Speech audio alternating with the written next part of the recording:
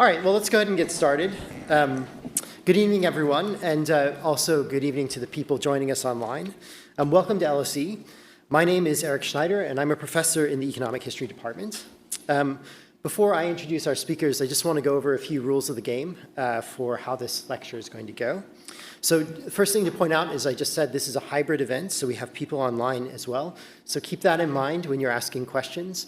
The lecture will also be recorded and made available online. So people will know what you've asked in 200 years. So just keep that in mind.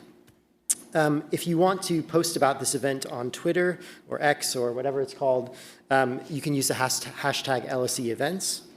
And can I please ask everyone to silence your phones so that we're not interrupted? So the way this is going to work is that I'll introduce our speakers, and then Michael and John are going to introduce the book. We have Judy Stevenson, who will give a kind of rebuttal, and then we're going to have a lot of time for questions. So make sure you're keeping notes and thinking of questions you might want to ask. You will have seen as you've come in that there are books available to purchase outside as well. So please do stop and get a book on your way out, and Michael and John will be very happy to sign those for you as well afterwards. Great.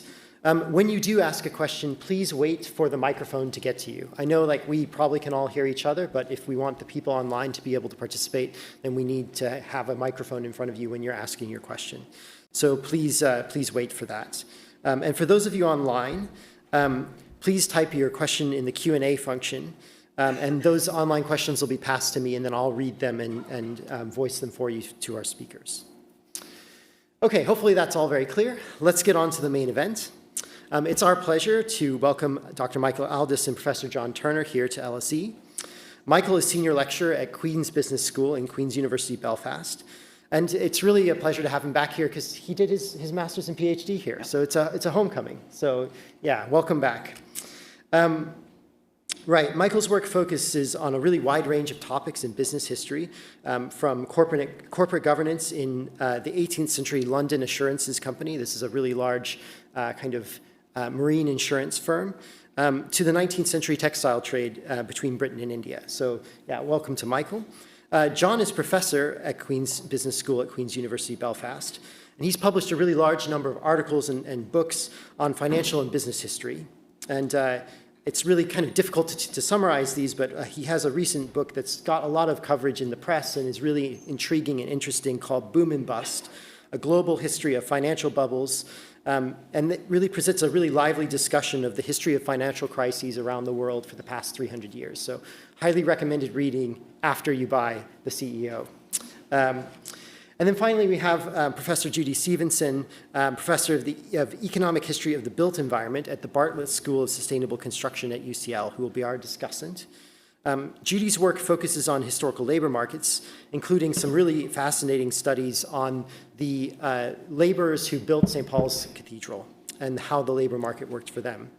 But she also has a lot of business experience as well. She worked as an account director at several advertising agencies before moving into academia. So she can give a really interesting perspective on tonight's topic.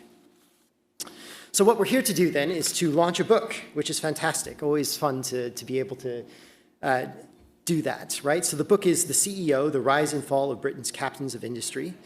The book analyzes how British CEOs have affected the performance of their companies, how they've influenced the British economy and polity, and how they've shaped inequality and social mobility over time. And what's really fascinating about the book is a lot of really interesting characters and anecdotes that come out from that, and you see that it's very engaging, and so I think we're in for a real treat tonight. So I'll pass over to Michael to get us started.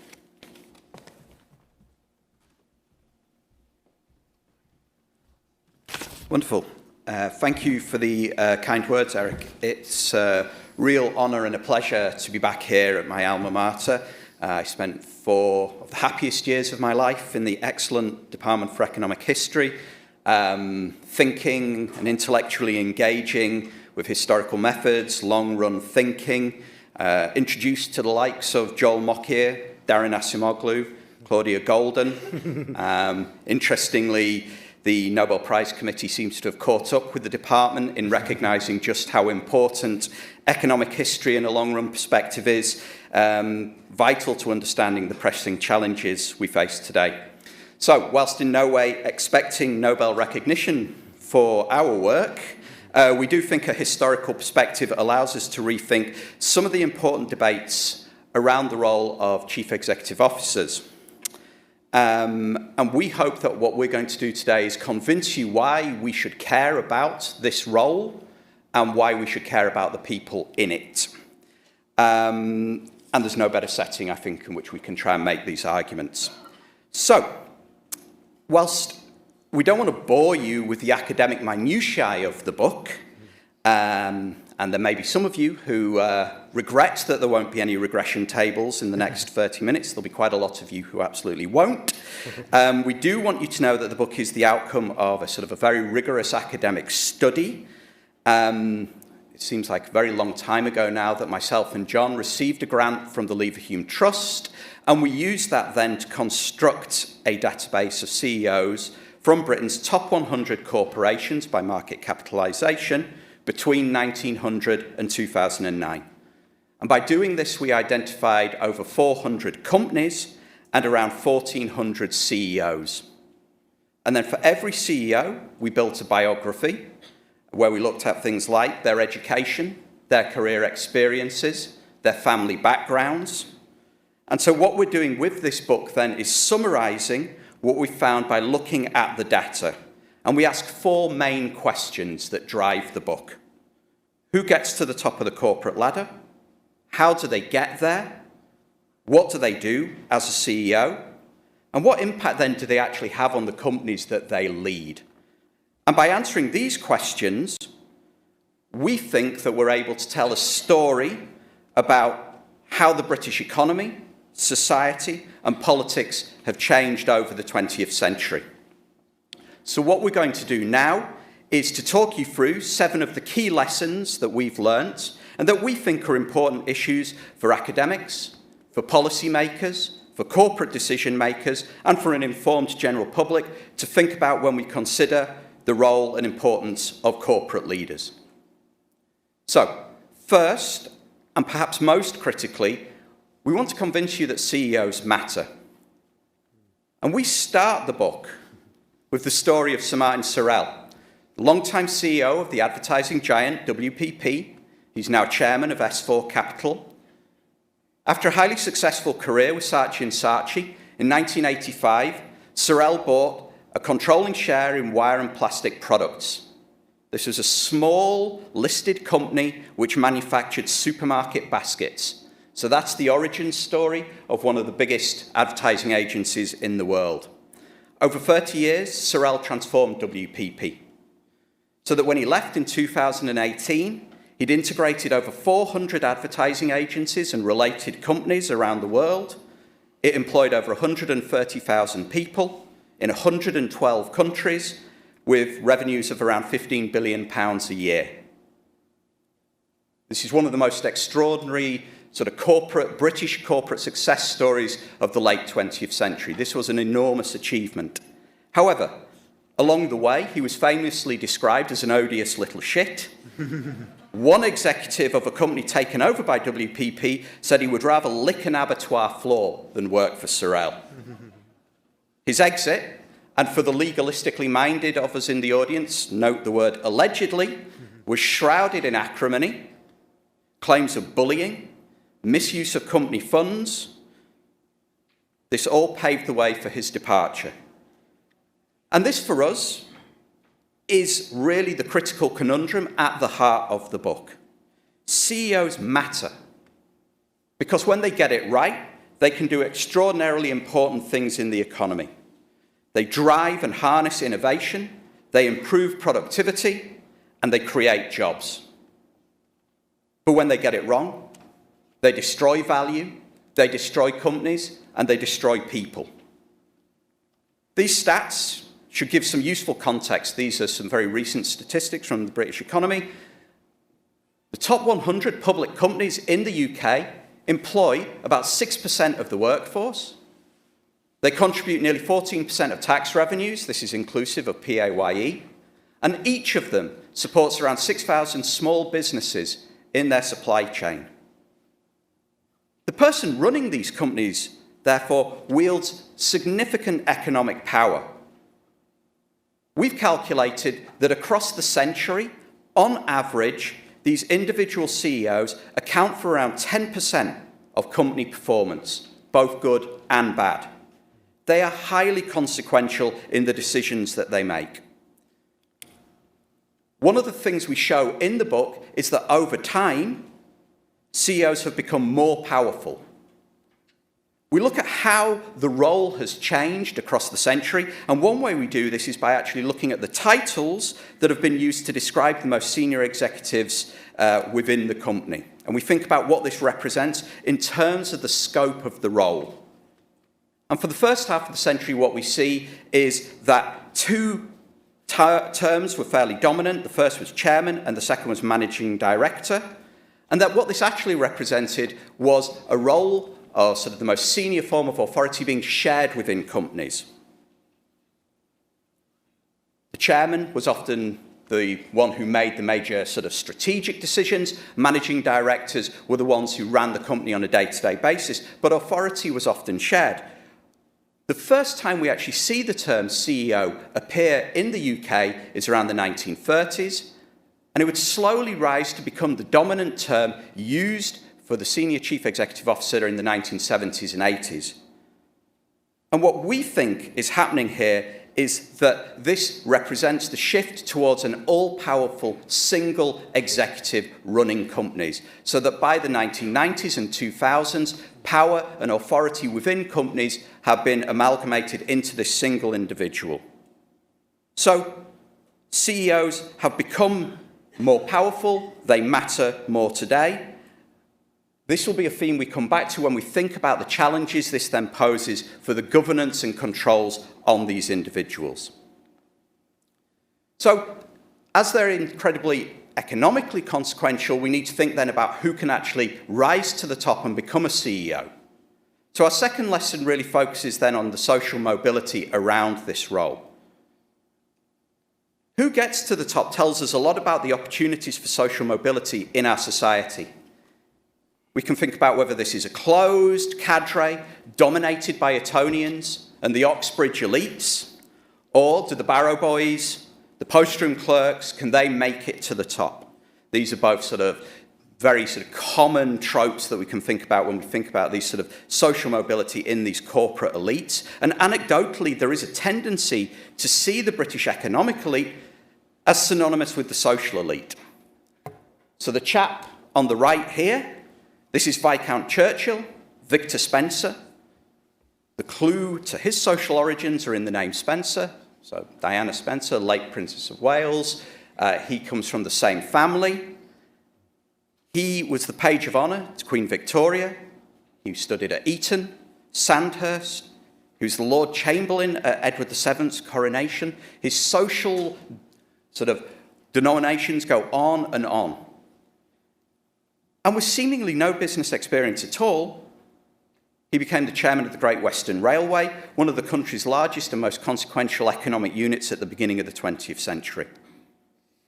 He's fairly emblematic of the widespread view that British business has been dominated by aristocratic amateurs. And whilst there's certainly some truth to this at the end of the 19th century, even by the beginning of the 20th century, we begin to see things change. And what we actually see is that those drawn from the social elite rising to the top of the economic or corporate elite, here we think about peers of the realm, members of the aristocracy, was steadily in decline.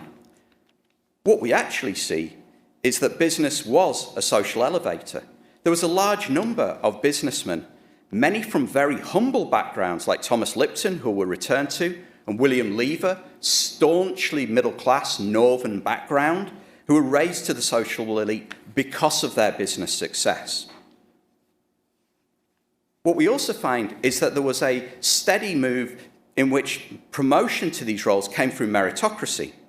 And certainly we see this from the 1930s onwards, that the majority of people who were reaching these roles at the top were actually being promoted there not because of family connections or because of their socially elite status, but because of their business experiences and success. Individuals without social elite status were perfectly able to make it to the top, and we do find that in the years after World War II, this became quite a significant trend. This gentleman here, this is Leonard Lord. He was the CEO of Austin Motors and the British Motor Corporation in the 1950s into the 1960s. Now, his father was an attendant at the local public baths. He went to his local school, Bablake, which had a very strong technical curriculum. Due to his academic ability, he actually stayed there until he was 16, which in the 1920s was very unusual. Most boys had left school by the ages of 12 or 13. But from the age of 16, he developed extensive practical engineering experience, drawing on his school's technical expertise. He worked his way up through several automotive companies until reaching the top of Austin Motors. And in the 1950s, he was far from unique. What we actually see is that those who left school before 15 with virtually no academic qualifications started either in the mailroom, and we can think of these as particularly sort of white-collar clerk-type positions, or as industrial apprentices, like Lord. They actually formed a fairly significant minority of those who were able to rise to the top of the corporate world. So we think that actually, when you compare this with similar US data, the indicators are that the British corporate elite was far more socially mobile in the post-war decade. Social advancement through business was actually a British reality rather than an American dream. Our concern, however, is that this mobility is now being reversed in recent decades. These types of careers in which people could start in the postroom or start on the production floor or the retail floor has slowly been eroded. And that actually this idea that now everybody has to go to university to enter into these types of career pathways has been a significant has had significant curtailment of social mobility. However, for 50% of Britain's population, for most of the century, of course, corporate careers have offered little in the way of mobility. Of our 1,400 CEOs between 1900 and 2009, how many women do you think we encounter? And that's an open question.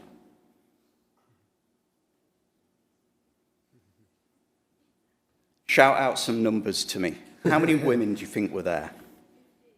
15? High. Ooh, very, very high. Much closer. Very close. The answer. There, I like it. 3. Okay. So when we submitted our first draft to our editor, he suggested that we had a diversity problem. Now, we wanted to think then about why this happened. Why did it take so long for women to play a significant role in the corporate economy? So the first female who had actually held the title of CEO, we see here on the left with Theresa May. This is Marjorie Scardino. She became CEO of Pearson in 1997. In the bottom right, we have Cynthia Carroll. She was the CEO of the giant mining company, Anglo American, in 2007. And what's interesting about both of these people were that they were American, and we think that that probably has something to do with this story. In America, there was gender discrimination legislation passed much earlier, over a decade earlier than it was in Britain. So in the 1960s, they had already started to pass legislation that would encourage women to sort of enter the workforce and remain in it. This took longer in the UK. Interestingly, these are the first 2 mothers in the FTSE 100. And we also think that tells a story. Their husbands actually stayed at home and raised the family. So they inverted the normal gender norms, and it was their husbands who would raise their children.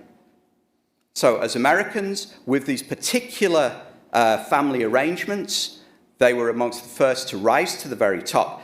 And this is interesting because this didn't have to be this way. This is quite a frustrating case of sort of retarded development, because in the top right, we have the formidable Margaret Hay Thomas, the Viscountess of Ronda. In the 1920s, she was the chairman of 7 companies. She was on the board of 33 companies. She was the first female director of the first female president of the Institute of Directors in 1926. She was the founder of the Efficiency Club, a network that sought to promote women's role in business. She was a company founder. Why did it take so long when we had pathways being broken at this much earlier point in the century? So there's always been extraordinary women who have been able to play major roles in the corporate economy. Why were they not able to make it to the top? And we think that there is a lot here about the lack of legislation and also social and cultural norms that have prevented women from taking on these roles. Despite this inordinately slow progress in the 20th century, we do actually see change in the last 2 decades. Purposeful efforts to improve female representation in the C-suite and on boards show that there has been some improvement in mobility. Now, we think that these numbers will continue to rise. Whether they increase quickly enough, I think, is another story. But what we're thinking about here is the importance of creating pipelines that actually enable and improve diversity. Business and corporate careers can be drivers of social mobility. We see this through our evidence. We see that there are social elevators created through these roles, but pipelines need to be very carefully managed in terms of access, timing, and mentoring to enable that diverse people can enter into these careers and progress through what have become increasingly narrow pipelines and pathways to the top. The third lesson then concerns families. And we think that family values and families really matter. Across our study, we see the profound role played by the family environment in shaping and enabling individuals. Most obviously, we see this in CEOs of family-owned firms. So, we have on the left there, to your right, we have Alfred Mond. He was the son of Ludwig Mond, and he was steeped and grew up in his father's firm, Brunnermond, which would become one of the largest British chemical companies in the 1910s and 20s. So he learnt in his family firm's environment and would rise on to take the firm and turn it into ICI in the 1920s. William Lever, on the left, he grew up in his father's grocery business, learning the trade on a day-to-day basis. When he came to found Lever Brothers, which will go on to become Unilever, the capital used to do this came from within the family. Education, training, capital, particularly in the early parts of the century, came from within families and their networks. But more than that, and more importantly for us, we think that values steeped within these family environments were vitally important. Lever and Mond were both Liberal MPs whilst running their companies. They were deeply committed to the socially progressive values of the Liberal Party at the time in the early 20th century. And we see them taking these values and using them in their firms to determine how they operated, how they treated their workers. We also think that stewardship, due to family ownership, were critical, giving people a long-term view, a focus on taking the company forward, not just for profitability, but for the delivery of the values that were embedded in the family. So why then do we see a decline then in these family firms and in family values within the corporate world? And what we see here is this example, and this is one of my favourite characters in the book, in the middle. This is John Ellerman. He was perhaps the most successful British founder ever in the 20th century, probably into the 21st century. His business success was extraordinary. You can think of him as a proto-private equity operator. He built an empire in shipping, brewing, newspapers, property. When he died in 1933, he left a fortune of £33 million. That puts him on a par with some of the largest business created fortunes in the US at the time. It was 3 times bigger than the Guinness fortune, which had been left several years before. Yet what happened to the company after his death is fairly indicative of the problems with family ownership. He's shown here with his son, John Jr., and the plan was to pass the business on to him. Unfortunately, John Jr. had absolutely no interest in business whatsoever. He went on to become a world-renowned academic expert on rodents.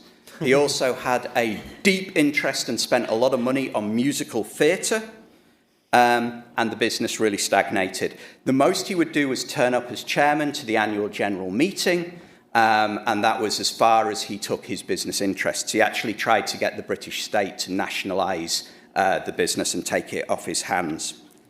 So this kind of represents what we think of as the succession trap. The fact that family ownership is often reliant on a genealogical lottery, which often doesn't come to pass. We also have this issue around the founder's shadow. The Lever brothers that went on to become Unilever is in many ways, an outcome of enormous luck.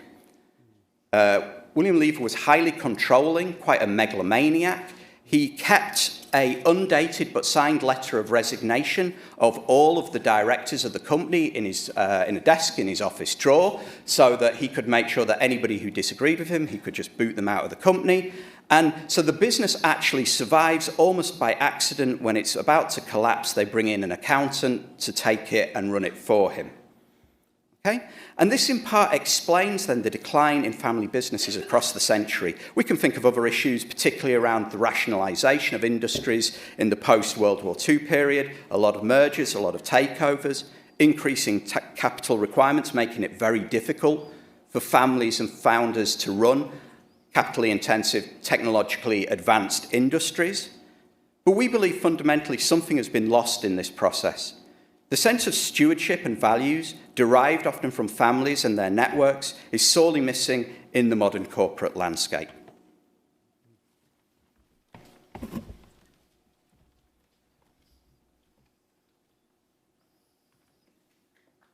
Yeah.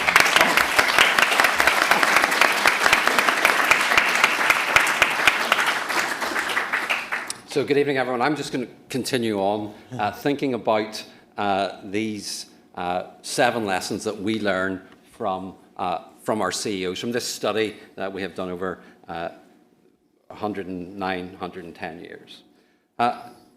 Lesson 4, the UK has been very poor at creating CEOs. And apologies if you are in the audience and you are one of these individuals I'm going to mention. But since the 1940s, when we look at our data set, we see an increasing number of CEOs who are coming from 2 professional routes. One is engineering and the other is accounting. Now, there's nothing wrong with engineers or accountants, but the way that they are professionalised or were professionalised in the UK created problems in terms of they didn't make for very good CEOs. So 2 of the archetypes here. We've got here John Davis on your right. He was the chief executive of Rank from 1952 to 1977, and he typifies the problems with accountants in the top job.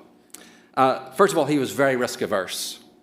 Okay, so when he took over Rank in 1952, it was one of the biggest film companies movie companies in the UK and in Europe. But he didn't like the risk attached with making movies, so he decided to make low-budget movies that would actually pack cinemas. And so this other gentleman up here, Norman Wisdom, famous comic actor, made 16 films with John Davis because of Davis's intolerance for risk. And the Carry On films, all 27, 28 of them, were made thanks to Davis's intolerance of risk. He also hated R&D and innovation, because he was an accountant, and his training taught him a short payback period. And so with the short payback period, his firm didn't engage in research and development or innovation. He also didn't believe in marketing. He wasn't really interested in the consumer and wasn't really interested in selling. But worst of all, his training meant that he had exceptionally poor people skills. In fact, he modelled his managerial style on Mussolini. He even had his office designed to be like that of Mussolini's. This big, long office with a high desk at the end of it, and he would summarily call in his executives and fire them on Friday afternoons, or call them home from their summer holidays and fire them, or as he called it, executing managers. So that training that he had as accountant didn't prepare him to be a good CEO. We also see this with engineers. We've already seen a picture of Leonard Lord, who was the CEO of the British Motor Corporation in the 1950s. And the British Motor Corporation, by the way, was the largest, by some distance, the largest exporter in the UK in the 1950s, played a very important role in the post-war recovery in the UK. And Leonard Lord was an exceptional production engineer. He was possibly one of the top 2 or 3 production engineers in the world. He had an exceptional mind for producing things and producing things efficiently. But his training as a production engineer meant that he didn't believe in market research or marketing. Okay, we're going to make it, they're going to buy it, was his mentality. He wasn't a fan of proper costing or accounting controls in businesses. He believed in his intuition when it came to these matters. And interestingly, given that he was a production engineer, he actually didn't care about the quality of the cars that the British Motor Corporation manufactured. And there was very poor build quality within these cars. And all of these bad traits that Leonard Lord had, we can see in the Mini. So the Mini was created 1957. Leonard Lord asked one of the top car designers in the UK, can you design me a Mini car that's going to drive all these awful German bubble cars off the road? And Lord very quickly got the prototype. He took the prototype around the factory at Coventry, gave it a quick spin around the factory, and basically came out and said, bloody build it, to his team. And so the Mini was produced super quickly, but it was produced very poorly. It was poorly built, and there were lots of defects with the early Minis and lots of product recalls on the early Minis. But thanks to Princess Margaret and Twiggy and Dame Margot Fontaine and all 4 Beatles, the Mini became the it car of the early 1960s. And everyone had to have a Mini. And by 1962, it had sold 500,000. Now, British Motor Corporation's big rivals in the UK at the time was Ford UK, so the UK subsidiary of the Ford Motor Company. And it was really puzzled by how popular the Mini was and how the British Motor Corporation were able to sell the Mini at £496, which is about 2/3 of an annual salary in the 1960s. So Ford UK bought a Mini. They had its engineers strip the car down to figure out how much it cost to build. And what they found is that the Mini cost £20 more to build than it was being sold for. The Mini was a commercial disaster, and we can lay that at the feet of Leonard Lord. We see this also, and thanks to Professor Cassis for some of his work looking at CEOs and executives in other countries, we're able to compare what the UK was like to Germany, France, the United States at this time. How many CEOs, what percentage of CEOs of top businesses had a university education? Well, in these other 3 leading industrial economies, quite a few. Speaks to the breadth of their preparation and their education. In the UK was a laggard. Okay, the CEOs hadn't got the breadth of education. And it's also true with business education. These other major industrial countries have been very quick to develop business education and train their managers and prepare their executives for top roles. So starting at the bottom with France, Japan, and then we've got the United States, Germany, and look at when the UK first produces its first business schools. UK universities were very snobbish about business. LSE wasn't one of those universities. Commerce was a major discipline here, but it wasn't pursued at a graduate level or MBA level. And it's with Manchester Business School, London Business School being created with push from the government in the 1960s that we get the first business schools emerging in the UK. Okay, possibly when I speak to most of my friends and telling them I've been writing a book about CEOs, the question they ask me is, why are there so many fat cats? Why are they paid so much? And why have we got this world of fat cats? Well, thanks to work by Alexander Pepper and other data that we've been able to collect, here's the ratio of CEO pay to annual average earnings. So take 2023 as an example here. What this is telling us is that the annual average income in the UK, which is 37,000 in 2023, the average CEO of a top 100 company was earning 155 times that annual income. And you can see here that, before the 1980s, this sort of figure is hovering around, 20, 30 mark. We've got some data that stretches way back, and that's kind of the level at which CEO pay is hovering at 20 times annual income. But this huge rise in CEO pay in the 1990s, why do we see this really kicking off from this period? So what we do in the book is tell the story of Margaret Thatcher's, and by the way, I didn't realize this until yesterday. It was 100 years ago since Margaret Thatcher was born, yesterday. And I grew up as a Thatcher child and experienced privatisation and witnessed all of this. So here was British Gas, okay, privatised in 1987. Its pay, the pay of its CEO, was set by civil servants, by the top civil servants, and it was agreed at cabinet level. Okay. Notice what happens by 1994 after privatisation. Look at the pay of the CEO. It's over $500,000. And of course, workers are not faring so well. There's lots of layoffs at British Gas. Same is true for British Telecom. 1984, it was privatised. CEO pay before privatisation was at £85,000. And by the time we get to 1994, it's 1.2 million. And 100,000 redundancies. And if you look at the CEO pay of all those formerly nationalised companies, gas, water, utilities, whatever it might be, between 1983 and 2002, their pay increases by 1,500% in real time. In real terms. That's a huge, huge number. And the interesting thing about many of these companies, with probably British Telecom being the one exception, they were all pretty much doing the exact same thing that they had been doing prior to privatisation. And of course, there was pushback. Again, 1994, British Gas, the pay of Cedric Brown, their CEO, had gone up multiple times. At the AGM in 1994, there was to be another resolution to push his pay up even further.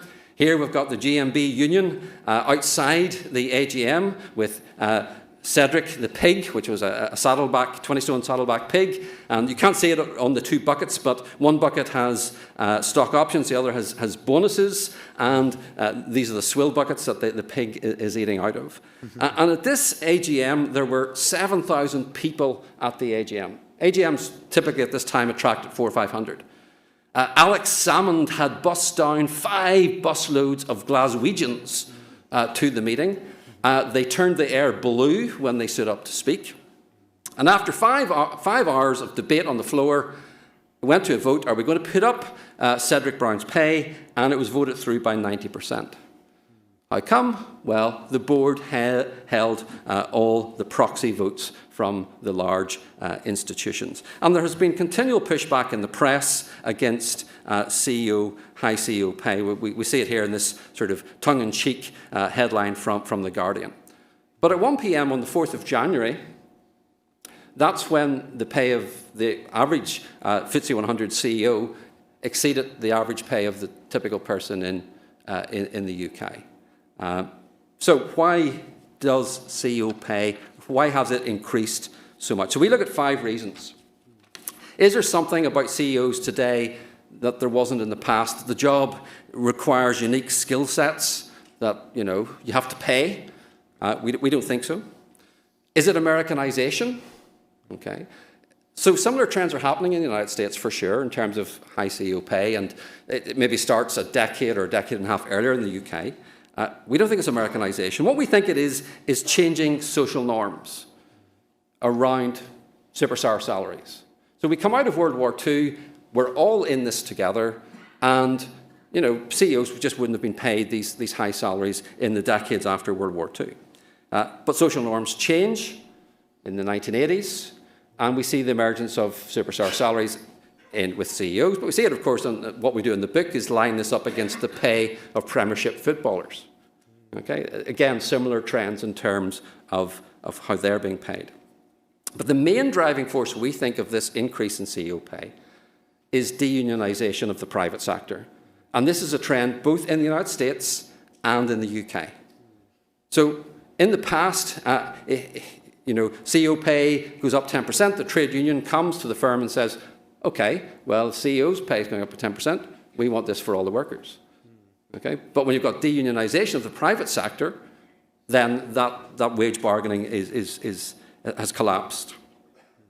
And I suppose the other reason that we do touch on in the book is we look at tenure of CEOs. So CEO tenure has fallen over time. And so there is this idea that possibly CEOs are taking more out of the business in the short window that they have. Okay, the sixth lesson is really to do with corporate governance. Now, CEOs have always behaved badly. Okay. But behaviour seems to have deteriorated over recent years. And it sort of culminates with this gentleman, Fred Goodwin, who not only destroyed his bank, the Royal Bank of Scotland, that had been around since 1727, he tanked the British economy, or contributed to the tanking of the British economy. And I believe we're still living with the legacy of what Fred Goodwin and his ilk did all those years ago. So why has this egregious behaviour of CEOs got worse? Okay. Well, what we do in the book is trace this back to the beginnings of the modern corporation here in the UK. And that's the 1862 Companies Act. Michael mentioned musical theatre earlier. Well, at the time, Gilbert and Sullivan, several decades after this act came out, they created a comic opera, Utopia Limited, which was first shown actually, or first staged on the Strand, in one of the theatres in the Strand, in, I think it was early 1890s.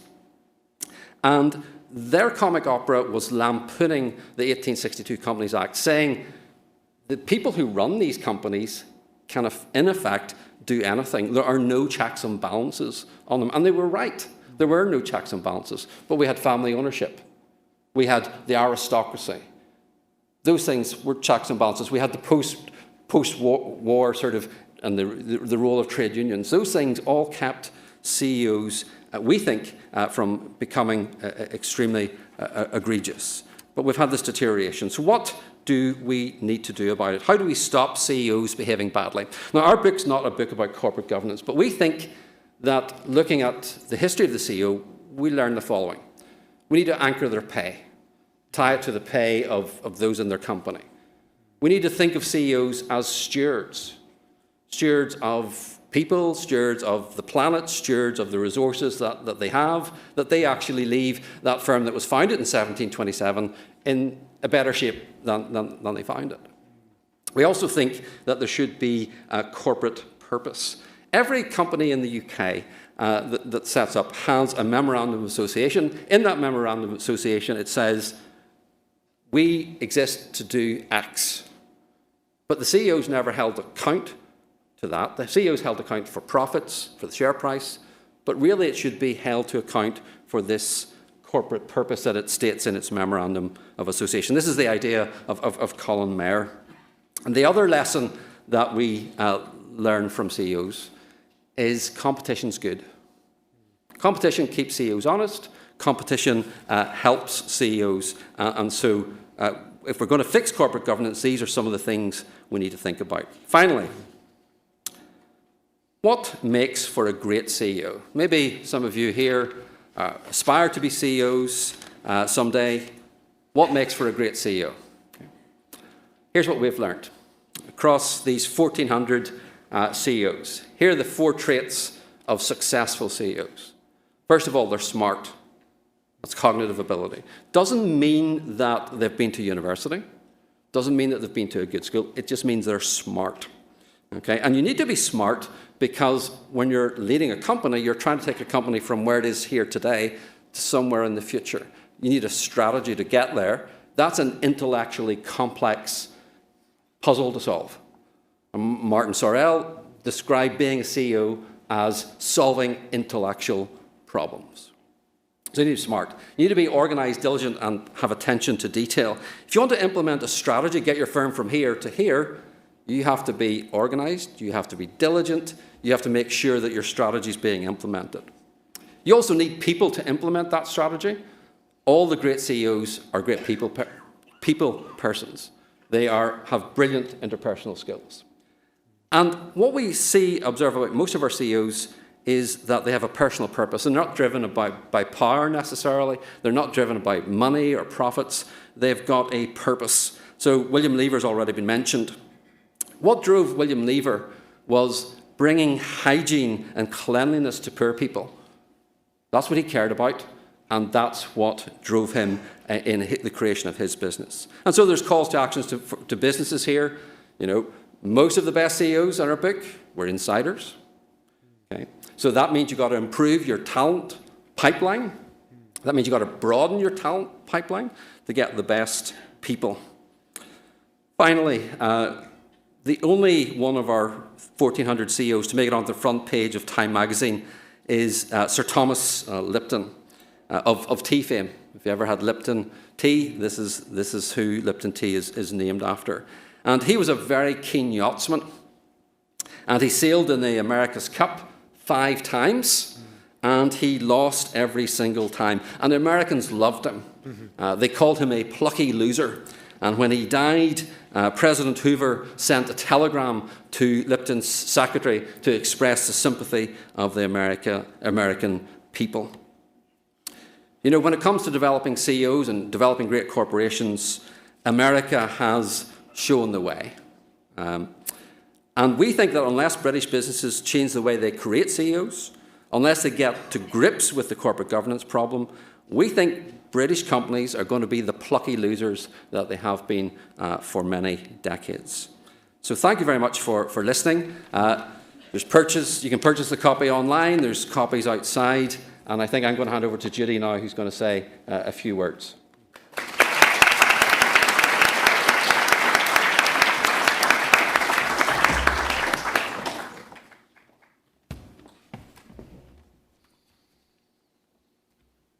I'm trying the new varifocals, so bear with me. So thank you very much for inviting me onto the panel. So we've had a bit of an allusion to insiders and outsiders, and one thing you should know is this is an insider's gig. Because Michael and I shared an office for those 4 happy years while we were doing our PhDs together. So, you know, I may be positioned as the critical discussant, but we are also co-directors with John of an institute called the Long Run Institute, which drew out of many conversations we and others had at the time about putting history, and particularly economic history, in the boardroom. Michael's particular interest in understanding the boardroom and the effect that it has on the wider world has been a driver for this book, but also, hopefully, this conversation. So I come to this as an economic and social historian, but I, as Eric mentioned, also spent 15 years in the communications industry in large advertising agencies up to board level. And it was the point where the guy who you showed the picture of earlier, somebody who worked directly for him, offered me a job running a large piece of global business out of New York, I think late 2008, that I saw the abattoir floor. And I had presented myself as a student here for a master's in economic and social history, or economic history, in October 2010. So here is my abattoir floor. And it's been very good to me, thank you very much. So with that in mind, because lots of the people I worked with in that decade or two have gone into the FTSE, the C-suite of the FTSE 100, and indeed some of them and the S&P. So I bring a bit of that perspective about what it takes, or the kind of motivations of people who want to be there, And ultimately, that's not what you're going to find so much in this book. What you are going to find is a rollicking good read. So before we go any further with this sort of analysis or consideration of the issues, I want to commend John and Michael and John, for it's meticulously well-researched, it's highly entertaining, it's accessible, it's witty, very witty. And it's also a very important cultural and social history of the business elite of Britain in the 20th century, something that's sort of at the moment understudied, and I think they're making a really important contribution to that. So thank you. And lots of the monikers and themes that you use will go on to be cited endlessly. You know what I mean? Like, you know, the Buccaneers, Fat Cats, etc. So I'm looking forward to seeing that develop. So to the key question of, are chief executives worth it? I will return. But I want to engage with the book's themes a little more from an academic perspective. And the first theme, or the undercurrent throughout the narrative, is to the problem of the nature of the firm, which, you know, economic and social historians love as a kind of juicy topic, or the rationale of the enterprise itself.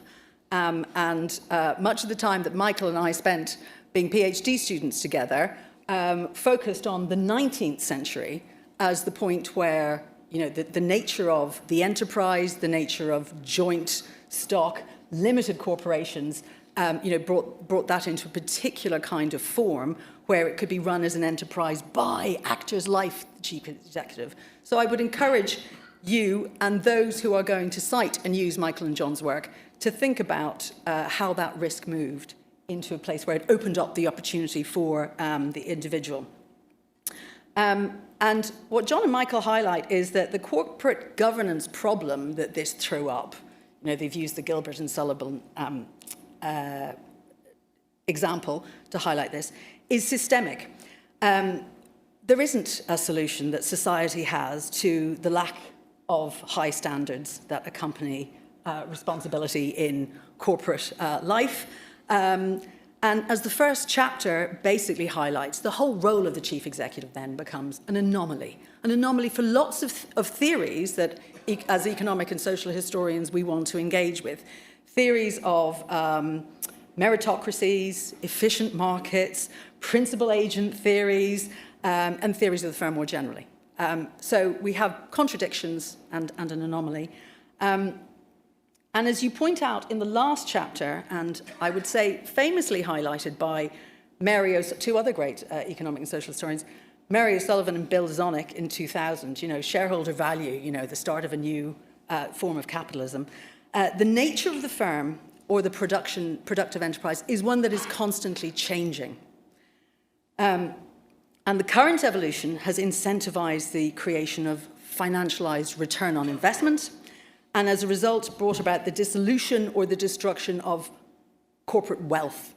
So return on investment versus wealth. And it is the return on investment in a financialized sense that you have put your chief executives up as a benchmark for. And that leads us to really, you're examining the legitimacy of the leaders or chiefs of this, you know, shareholder enterprise, and calling into question the legitimacy of the corporation as a whole. So it looks like fun, you know, it reads like rollicking good stuff, but there's some very serious stuff behind here. And in highlighting the trend from noblesse oblige, or, you know, a broader sense of social responsibility towards, you know, the pursuit of financialized goals solely, you are highlighting that there are many institutions that supported those non-financial goals, which are not there to give us checks and balances anymore. And what you're basically saying is, we need some of these. So there are some very, you know, serious questions. The question naturally arises if we were not asking chief executives to manage financial performance or return of investment, but productivity against another metric, would we view them as succeeding or failing? Would your analysis still be the same? And I think it's interesting, you've highlighted the work of Colin Myers, who has written about the corporation, and who has suggested that corporate purpose be enshrined in the foundational legal documents of the firm or legal foundation of the firm. This, when combined with the sort of upper echelons approach that you take, would suggest that perhaps chief executives might become the chieftains or high priests of the values that we're asking, the purposes that we're asking the chief executive to embody within the firm.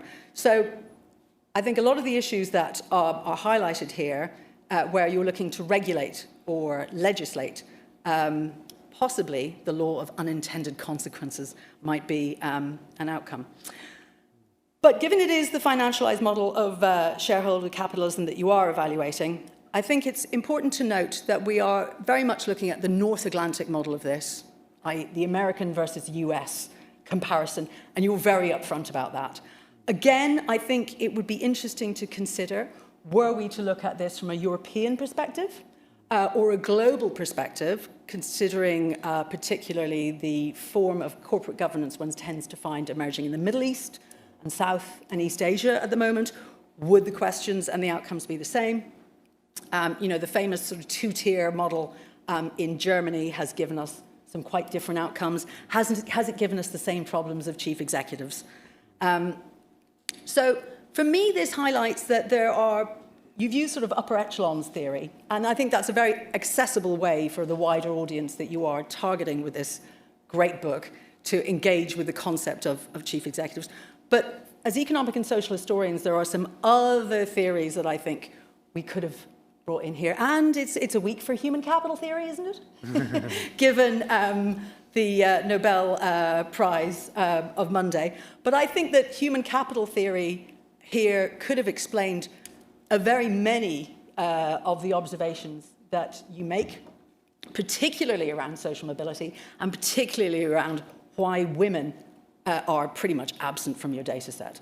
Particularly Claudia Golden's work in explaining how human capital is accrued through interaction with the market and through interaction with organizations is one explanatory factor of that. So the implication from a lot of what you say in relation to your passages on women is that women would have done something differently, even though, as you note, the three that you found didn't. So, the statistics are too small to call that. But I think there's some other theoretical ways that we could have come at this. So in terms of your four principles, what does, as an economic and social historian, what might history suggest?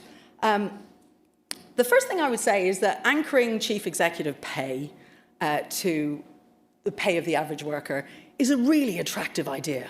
We all feel there's a form of social justice in this, but there's a trick here, as somebody who's spent the last 7 or 8 years tearing my hair out with theories of wage determination and labour markets.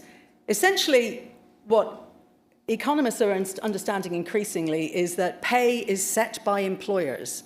Markets do not create pay, employers create pay scales. And the average wage is driven by the largest employers. FTSE 100 companies are not the largest employers. There are other companies that are. And so that would naturally create incentives possibly to raise the pay of the average worker in the FTSE 100 company, which could be a very good thing. But if it's not tied to an overall productivity, then you're probably advancing the process of creative destruction or simply business failure if the pay does not do the sort of decent basics. So although we know that fair pay would be a very good thing and would probably help the legitimacy of the chief executive role as a whole, ultimately nobody really knows what fair pay is beyond a standard of living. I think one of the other notables as a historian is that the role of the number of firms in the FTSE 100 today which are engaged in production as opposed to services is really very small indeed. Mostly, FTSE 100 companies are engaged in services which create value added through some sort of speculative or technical process being added to ideas. They're intangible capital rather than hard capital. And therefore, there are multifarious business models far more multifarious than there were in 1950 or 1920. And I think that needs consideration with what actually we're asking the task of chief executives to do. And as you say, the diversity that you argue is needed can only come from within. This raises a problem for us all in that we understand if insiders are doing a good job, then we need the people who are coming into these firms to be more diverse. And it's well documented. In fact, we've all spent at least 7 or 8 years worrying about the fact that the diversity of those who emerge from education system, and great schools like this, are becoming less and less diverse over time, even though the educational system is working very hard to try and change that. So that's a problem that probably beyond questioning, just how graduate recruitment works, or how people are brought into the workplace for the first time, actually society needs to solve on a bigger level. I think one of the most pertinent points you make is that some of the greatest changes in the role of the chief executive and in the corporations that hire them has been brought about by major historical events, which you can argue whether they're, how divorced they are, but are part of much larger social processes, namely the First World War. And so my firm prediction as a historian is that these very great anomalies with the role of chief executive become interesting from a historical perspective because something large, war or otherwise, is going to make the whole system obsolete or different. I commend you for a really enjoyable read and for writing the history of this very important question of how the individual can lead in a witty and historically accurate way. Thank you.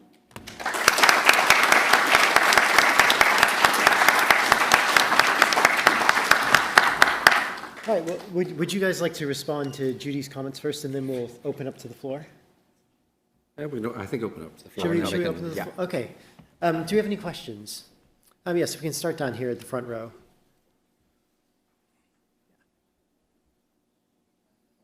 Yeah, they're coming.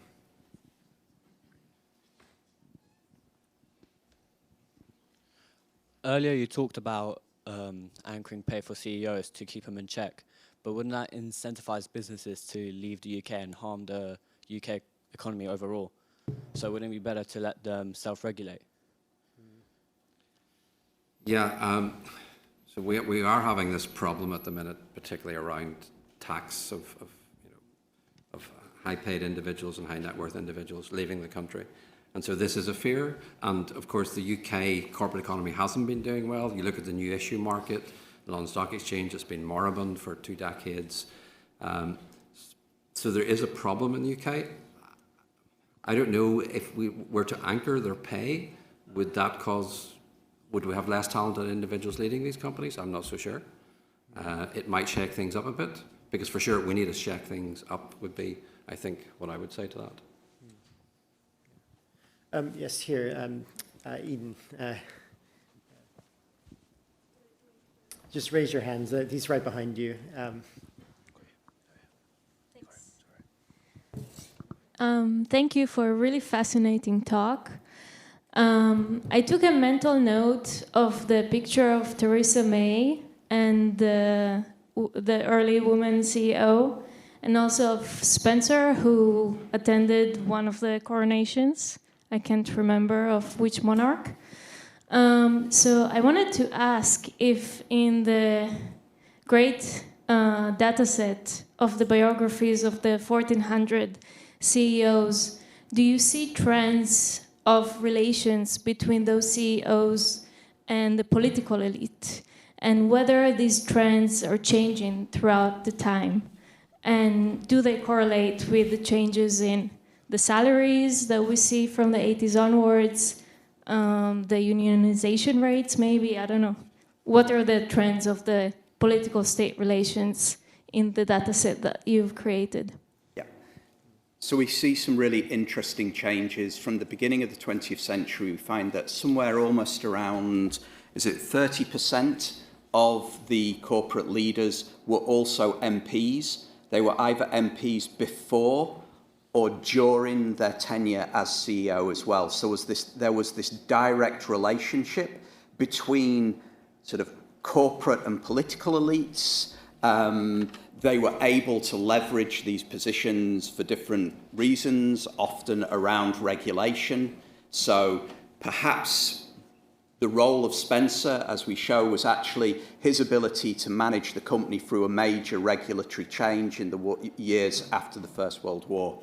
And that was important because he was a member of the House of Lords and could sort of exert this power in this way. This changes quite rapidly over time. What we see is the number falls to, I think the last standing MP who was also a FTSE 100 was in the 1990s, but that's a real anomaly. Basically, by the Second World War, this becomes very uncommon because you have this professionalisation of both roles.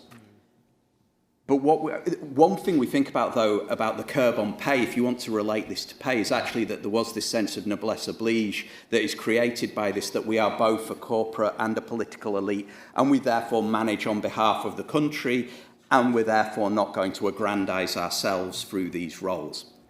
That could be debatable, but we think that that is a check. What happens over time? We think that in the post-World War II, there's actually a divorce between business and politics. There's actually quite a significant separation in interests. You can again maybe think about the sort of rise of the role of the Labour governments around this. And then by the late 1970s, 80s and 90s, what we see is the emergence of sort of corporate interests in political lobbying. So here you can think about sponsoring of think tanks, the proximity particularly of certain CEOs. We talk about James Hansen in the book. He was one of Margaret Thatcher's favourite CEOs. He was very much on the inside. And the way they begin to exert influence on politics is indirectly. Okay, so they're there, they are sponsoring, route ways to change policy to their benefit, but they're not doing it directly. And you can think about which is better or worse in this case. It's like, when they were MPs, at least you could vote them out. Now that they can exert this enormous power through their economic power, through their sort of monetary sponsorship of these activities, it's potentially quite hard to unpick their ability to lobby and create political outcomes that favour them. The really interesting thing that we document in the book is around Fred Goodwin, his relationship with the Labour government at the time. He had a hotline to number 11. He was invited to all the major bigwig parties that were being thrown, where all the politics was happening. President Bush had him to the White House to a dinner to celebrate the marriage, as it was then, of Prince Charles to Camilla. He was in touch with all of these political elites. I think we should note that in 1900 or 1920, if you were an MP and you were chief executive of a British company, then you were a major player in basically the third largest economy in the world. Yeah? Today, you're not in that position. Well. And 1906 is a kind of a turning point in financial and business history, because J.P. Morgan saves, the American financial system after San Francisco. And it becomes recognized that the Americans have all the money and all the gold and all the capital. We already know that moment passed in 1906, but now it's all concentrated, something like, 10 times the power of that is concentrated in just one place, Palo Alto. So we're in a very different relationship between capital and power as a country and as a set of business leaders than we were 100 years ago. I think that sort of context is useful. We've got tons of questions here. The next I had actually was Tatanka Roy, gentleman in the blue jacket. Hi, thanks. So I'm curious, to what extent these very high salaries in the recent times, you have probably tracked that for several years, reflects the global circulation of this type of service in the last 20, 25 years. the more that increases and there is less of a tie to family or network, you would expect that these salaries will have a retention allowance. Everybody, a kind of global benchmark will decide salaries in UK rather than UK's productivity. Do you see that effect? So just to clarify, Tatanka, so this is around your globalization and movement, yeah. So we do look at the sort of ethnic origins of our CEOs, and what we're finding is that in the period that we look at, very few actually are travelling from elsewhere to become a CEO in the UK, and you also find very few UK CEOs going across the pond to where the salaries are even higher. So so Americanization is playing a role, globalization is playing a role, but we don't think it's the major driver of high pay in the sector. Yeah, so remuneration committees use this idea of competition, right? We have to compete for the best candidate because this is now a globalized economic environment. And so this was used a lot in rhetoric to justify increasing pay. As John said, what we actually find is, and because the vast majority of CEOs are insiders, they're hired from inside the firm. Still today, about nearly 40% of them are lifers. They've spent their whole careers in this firm. This idea of competition needs to be understood in a more nuanced way. The chance of you actually, as a British corporate leader, going to manage in the S&P 500 is pretty small. Now, probably in the last 10 years, we have actually seen an increase in the number of US and international CEOs coming into the British market, into the FTSE 100.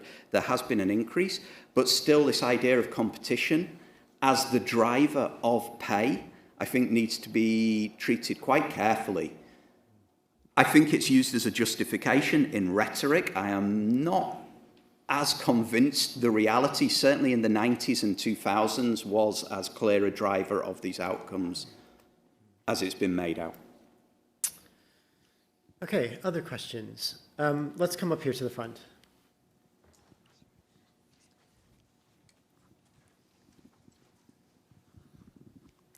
Yes, thank you very much for a very good book and very large argument, big argument. I just want to ask two questions. One, how much has, neoliberal, the politics from 80 onwards has, contributed to the, fat cats, productivity debates and others. And you also mentioned, British, telecom has worked differently from the British gas. And in what ways has it worked, differently after privatization? So the story of, for want of a better term, neoliberalism, what we would describe as financialization.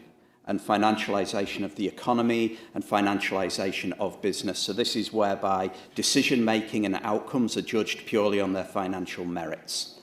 And we start to see this begin to come in really in the 1970s, the late 1970s. And this is where we see these characters, I think is the term I will use, the corporate raiders, the buccaneers, who start to come into the economy. And the message that they're using is that the British economy has been moribund because there has been no competition, because the management, the incumbent management, they just aren't interested in generating returns for shareholders. And they come in and they start saying, actually, this needs to change. We're going to take over your firms and we're going to run this in a different way.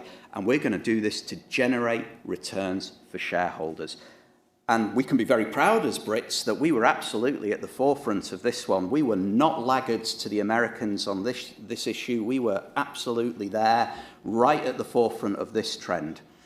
So James Hansen, Jimmy Goldsmith, Jim Slater, these were very innovative entrepreneurs in many ways who were driving these changes. And this plays a huge role.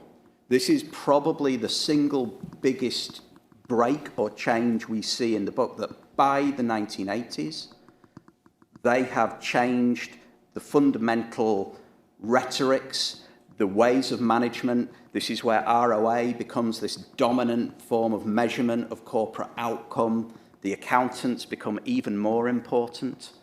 You know, that's a triumph for us as well. You know, so that's really this huge break around financialization.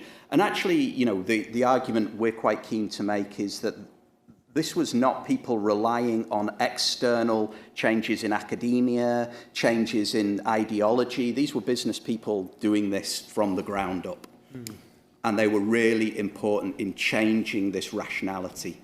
So they play an enormous role, I think, in driving financialization and driving these new ways of doing business and these new ways of measuring success.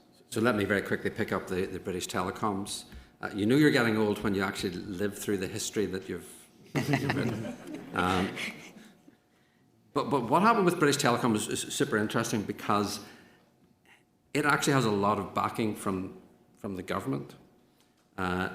In fact, the Labour Party, when it came into power, really helped open doors for British Telecom. But British Telecom essentially changed from a telephone company to a mobile telecoms company. Think internet, think 2G, think 3G, think global. They were a major player in the United States. They were a major player in Argentina, Spain, Germany. They became a major player.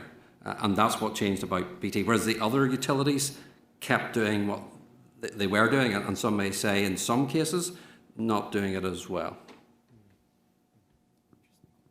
All right, I'm going to take a question online. Sorry, we'll come back in just a second. But it's kind of actually related to the point that Michael was making. It's from Tareem Hussain from the University of Oxford. What would you comment on the effect of C-suite, so COO, CFO, on CEO success and firm performance? Are there any complementarities between these roles? Like, I'm just riffing on it, you know, do you think like really good CEOs build a good C-suite team that helps them implement their policies? Yeah, absolutely. So there's a really interesting dichotomy you can think about here, which is the role itself has gained more power and more authority, and over time we see this, that this sort of the power and authority is vested now in these single individuals, so they become more powerful. But we do know, and you know, because it's a book, we can't answer every question, but we were asked, why don't you write more about top management teams? And it's just like, well, if you give me another £1 million, I can collect a lot more data to do this. But there are limits to what we can actually do. But we would certainly say that the role has become more powerful, but success is now being increasingly dictated by the quality of the teams that are put together. And that actually the capacity of the CEO to bring in high quality players and performers and to build that team and manage that team, enabling them to be successful, is probably, as John says, one of the critical roles now. It's not, you know, they've got to be good people, persons throughout the organization, but I think putting together these top teams is now really critical. So they are more powerful, but I think the teams matter more than ever now. Great, thank you. Yeah, why don't we come here? Woman in the shirt, red shirt. Thanks. Judy, I think you mentioned that there were institutions in the UK that played a role in checks and balances beyond, that would regulate CEOs beyond in their non-financial performance. And just wondered what examples there are here. I assume maybe unions, but also are there other examples? Okay. Yeah, I was thinking big institutions. Okay. Yeah, let's go here in the back. Navy's vest. Thank you for a wonderful presentation. I just want to ask, the title of your book is basically The Rise and Fall of Britain's Captain of Industry. So there's a fall behind it. And actually we can see that Dr. Turner said about there's been a 20-year moribund IPO market in the UK in the last 20 years. And to go back to history, if you look at family businesses in the UK, you mentioned about family businesses. For example, we take the example of Rowntree, which we know Rowntree is the maker of Kit Kats, fruit gums. They got bought by Nestle, which then became basically, they were from York, and then they stopped being from York. They became a Swiss company. And then many UK companies became targets of international companies. Unilever probably is one of them as well. So do we think that the fall in your title of your book is due to the fact that they were family businesses and they got bought, they became targets. You said that the genealogy of a family business is a lottery. You gave the example of this gentleman who decided to give away the business and go into arts. Do we think that the fact that they were family businesses and they gave away those businesses, they became targets to international companies, and that's one of the reasons why there was a fall in Britain's business? So this is a really interesting question, also a question that Michael Watson from CUP asked us at one stage as well. Why this title?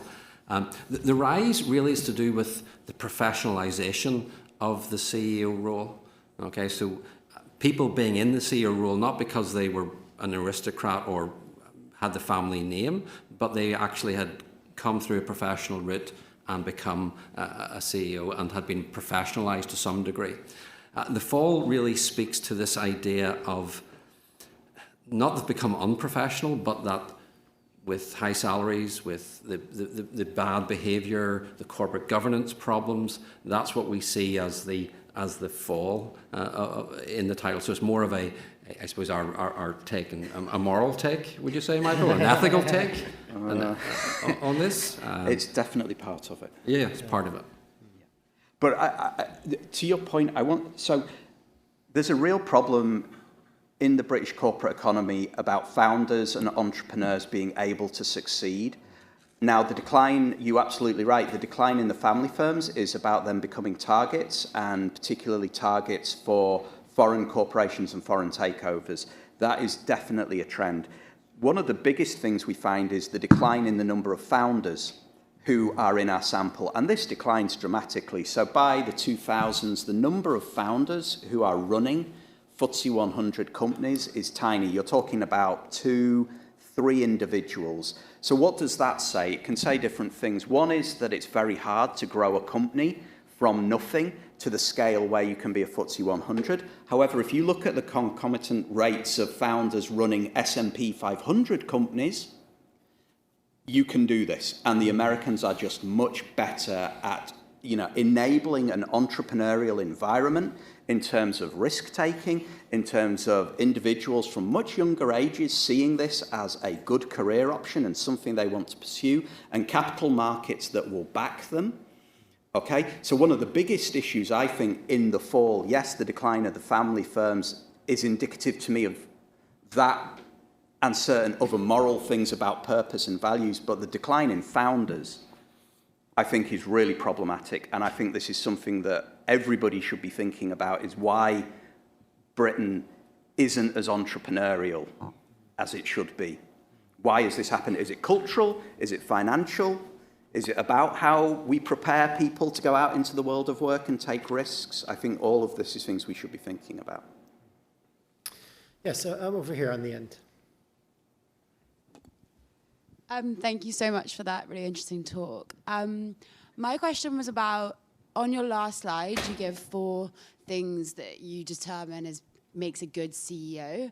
And during your presentation, you say that accountants and engineers don't make good CEOs, but I was interested just on what basis you came to that conclusion and whether that has changed over the years and what you saw in the data. Okay, so it was really to do with the way the accounting profession and the engineering professions in the UK prepared people. Unlike other countries where their preparation would have been more broad-based, it was very narrow in the UK. And that's what we think made them typically bad CEOs. Now, we do give some counterexamples of accountants who were brilliant CEOs, and there may have been times during history where you actually needed accountants. These large, complex bureaucracies emerge. You need people who understand information flows and how to organise. So we don't want to be going away thinking, oh, they've said it. Yeah, let's get the accountants. But yeah, it's part of their training. It was more their training that we zoned in on rather than the individuals or the role itself. And it's also worth pointing out that as a profession, they are professional from the 19th century. This is really important. We don't have universities churning out trained managers. We don't have business schools. What we do have is accountants and engineers with professional qualifications and actual training being developed. So they play a really important role for substituting for a big gap in the sort of the UK corporate market. But as John says, there is a bunch of issues then that come with sort of quite siloed ways of thinking about firms. And the counterpoint to that is the United States at the very same time. They're not having firms run by engineers or accountants. They're having firms run by managers, people who've been prepared for this role and gone through extensive management training. All right, let's go here. I'm sorry, I realized I'm too strong on this side, so we're going to get some questions from over here. Yeah, again, thank you for your time this evening. Looking as an example at Fred Goodwin and the ABN AMRO acquisition, what do you believe are the most effective ways for boards or institutions to prevent like catastrophic decisions being made by CEOs in the future? The government report into the RBS failure goes into detail in terms of the board and the failures on the board. The problem with the RBS board is, apart from that there weren't people who pushing back against Fred Goodwin, is there was not very many people with banking expertise on the board. The chairman of the board didn't come from the banking industry. And this was a huge break in banking. You had banks being run by bankers. Goodwin himself wasn't a banker. He was a trained accountant. Okay? I don't want to keep going on about he was a trained accountant, and the fellow board members around him, they didn't have they didn't have industry expertise, because there was this belief that you just needed generalists in the boardroom keeping check. So that was a big problem in the case of RBS. That's a great question, and this is something we've increasingly been coming back to, that by understanding the change in the CEO, the individuals and the role, actually it's about understanding the role of boards and the governance arrangements to enable them to keep them in check, having relevant expertise and knowledge, probably, again, not being too big so that you actually have concentrated boards, that you have people who are willing to sort of really deeply invest, so not having busy boards, people who are on lots of different boards, who actually have concentrated interests and expertise and actually are really prepared to push back rather than sit there and pocket the money. Yeah. I think that is really, really critical, but that is something we've been thinking a lot more about. So we have time for one final question, and I'll give it to Chris Minns. Yeah. So I'll take the opportunity to thank our three visitors for doing their roles so well. So listening to the second half of the talk, this was like economic history of rent seeking. That's what I was thinking. So I like the thinking about corporate governance and labor market institutions, but is it the case that growing global economy, less competitive than the textbook market, is just providing more opportunities for CEOs to soak up that surplus? Thank you. Yes. This is so people have asked us about, journalists have asked us about high pay of CEOs in the United States and Silicon Valley. Those individuals own large chunks of those corporations. Different. Whereas you look at CEOs, of the vast majority of CEOs that we look at, they don't own very much in the way of the companies. So they don't have skin in the game. And it does appear to us to be rent-seeking. Classic rent-seeking. We would agree. Yeah. Well, let's you're preempting me here. Let's give our speakers a round of applause for a really fascinating.